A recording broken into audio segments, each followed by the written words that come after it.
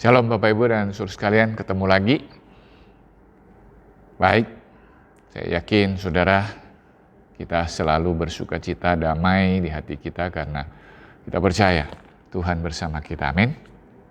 Nah, hari ini saya akan bersama-sama dengan teman-teman untuk membaca satu ayat yang punya pengertian implikasi yang luar biasa bagi Paulus ya.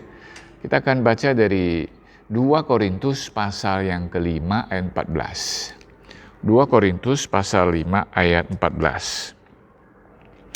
Sebab kasih Kristus yang telah menguasai kami, karena kami telah mengerti bahwa jika satu orang sudah mati untuk semua orang, maka mereka semua sudah mati. Nah, yang ingin saya ajak kita untuk merenungkan adalah bagian A-nya ya. Sebab kasih Kristus yang menguasai kami. Nah, ada satu ayat lain yang berpadanan dengan ini adalah di Filipi pasal 3 ayat 12 ya. Filipi pasal 3 ayat 12b saja. Karena aku pun telah ditangkap oleh Kristus Yesus. Ditangkap. Kalau tadi di Korintus itu adalah menguasai. Sama saudara, bisa diartikan lebih menggenggam. Ya.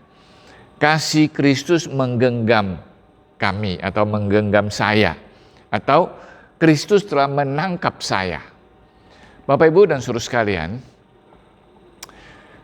di sini bisa kita jadikan sebuah renungan yang sangat kaya sebetulnya ketika kita berada di tangan Kristus, di genggaman, ya, ditangkap, dikuasai, digenggam oleh Kristus. Kita bisa banyak pengertian sebetulnya, ya. Nah, yang pertama bahwa kita mengenal Kristus, percaya kepadanya, berserah kepadanya, lalu dalam berserah itu kita masuk menyerahkan diri ke dalam genggamannya, dikuasai, ya. Nah, yang pasti yang pertama adalah kita dikuasai atau digenggam atau aman di dalam sebuah kuasa yang luar biasa, saudara. Kuasa Kristus, kuasa pencipta langit dan bumi, kuasa yang sudah mengalahkan maut. Kuasa yang hari ini mengatur segala sesuatu sesuai dengan kehendaknya. Kita ada di dalam kuasa Kristus. Saudara, puji Tuhan. Hari ini kita akan merenungkan betapa kita bisa tenang ya di tengah kita menghadapi perubahan-perubahan ya. Saudara, kita baru masuk tahun 2021 ya. Kita belum tahu ini ke depan ini berubahnya seperti apa. Memang ada satu arah yang menyenangkan adalah bahwa segera kelihatannya vaksin akan bisa didapatkan. Sepertinya ada sebuah arah yang positif untuk pengendalian COVID-19, tapi di belakang itu kita tidak tahu. Namun saudara, kalau Kristus yang menguasai, menggenggam, ya, Kristus yang memegang diri kita aman, amin. Lalu di bagian itu, kasih Kristus menguasai. Nah, kasih itu yang mempengaruhi atau menguasai atau melingkupi. Nah, memang kalau kita di dalam Kristus, ditangkap oleh Kristus, ya Dia yang mengasihi, kasihnya yang luar biasa. Dan memang yang luar biasa adalah bahwa ketika kita mengenal Tuhan, kita mengenal sumber kasih. Nah, minggu ini kita akan mendengarkan khotbah bahwa mulai dari kasih Tuhan, kita disuruh untuk pergi mengasihi orang lain. Kita tahu bahwa di dunia ini, dari kehidupan manusia yang berdosa, kita tidak mungkin menemukan kasih. Walaupun kita bisa menemukan yang serupa, yang seperti, tapi itu bukan kasih. Selalu adalah ada syaratnya. Aku suka, aku peduli, atau sepertinya baik padamu. Tapi itu bukan kasih, saudara.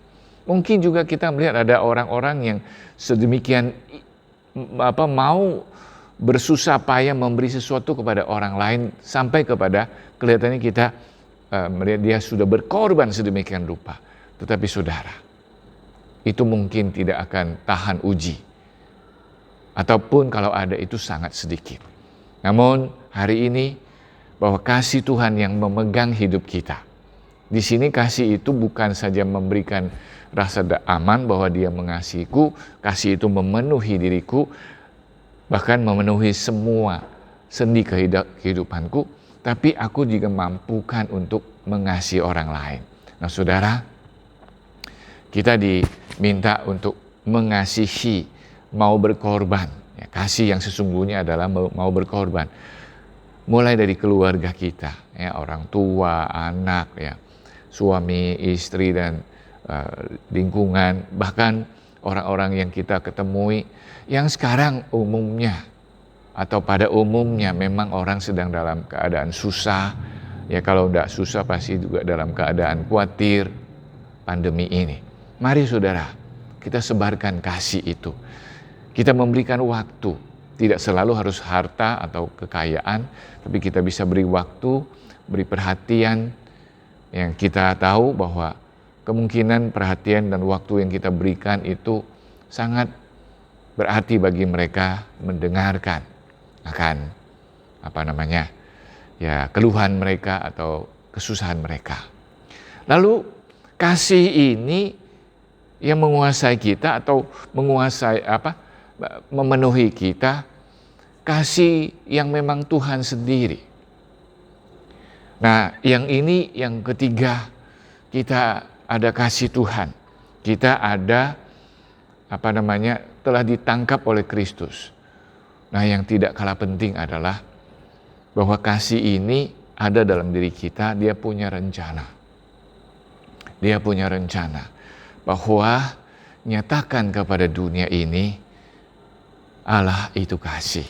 Amin, saudara. Nyatakan kepada dunia Yesus mengasihi mereka. Ya memang seperti tadi kita boleh membantu mengasihi mereka, tapi di saat kita membantu jangan lupa, bukan dibawa kepada diri kita. Jangan dibawa kepada suatu emosi yang nanti hanya, oh kamu baik ya. Enggak saudara. Di saat seperti ini jangan kita cuma kelihatan sebagai orang baik. Tapi kita mau kasih tahu mereka bahwa kita bisa baik, bisa memperhatikan mereka karena ada Kristus yang baik. Kristus yang telah mati bagi setiap orang yang berdosa. Kristus yang adalah kekuatan bagi setiap kita di tengah kesulitan ini. Beritakan Kristus, beritakan salib yang menyelamatkan semua orang berdosa. Yesus tersalib karena kasih-Nya yang luar biasa. Beritakan itu di tengah dunia ini. Amin, saudara. Mari kita berdoa. Tuhan Yesus, terima kasih. Ada kesaksian dari hamba-Mu Rasul Paulus, yang mana sebelumnya dia tidak mengenal-Mu. Bahkan dia begitu kekeh menjalankan agama yang dia kira itu pasti bisa memberikan keselamatan. Namun ketika dia mengenal-Mu, di mana Engkau memperkenalkan diri kepadanya, dia mengenal-Mu adalah kasih. Bahkan dia merasakan hidupnya telah dikuasai oleh kasih-Mu, ditangkap oleh kasih-Mu, sehingga ia mampu hidup sebagai orang yang bukan hanya mengasihi Tuhan, tetapi mengasihi sesama. Tuhan Yesus, kami tidak tahu pandemi ini akan seperti apa dan berakhir seperti apa. Ataupun pandemi ini mungkin terkontrol karena sudah ada vaksin. Apakah ada masalah-masalah lain di belakang sana, kami tidak tahu. Namun biarlah kasih-Mu membuat kami, pertama kami boleh tenang bahwa kami ada di dalam genggaman Tuhan. Lalu kedua, biar kasih ini bisa kami nyatakan kepada orang lain. Dan yang paling penting, ketika kami menyatakan kasih, bukan kami yang baik, kami mau beritakan Kristus yang adalah kasih, Kristus yang telah mengorbankan diri menyelamatkan orang-orang berdosa. Tuhan, di tengah-tengah setiap kami masih ada pergumulan, kesulitan, tolong kami. Usaha, pekerjaan, kehidupan keluarga, kesehatan, bahkan mungkin kami juga mulai membayangkan apa yang akan terjadi. Biarlah Tuhan, kasih-Mu terus menjadi kekuatan buat kami untuk melangkah dengan tenang, percaya. Di dalam genggaman kasih Tuhan, kami sudah pasti bahwa kami dikasih oleh Tuhan. Dan kami boleh mengasihi orang lain. Dan kami akan memberitakan kasih, yaitu Kristus sendiri. Tuhan Yesus, terima kasih. Kami bersyukur berdoa demi nama Tuhan Yesus. Amin.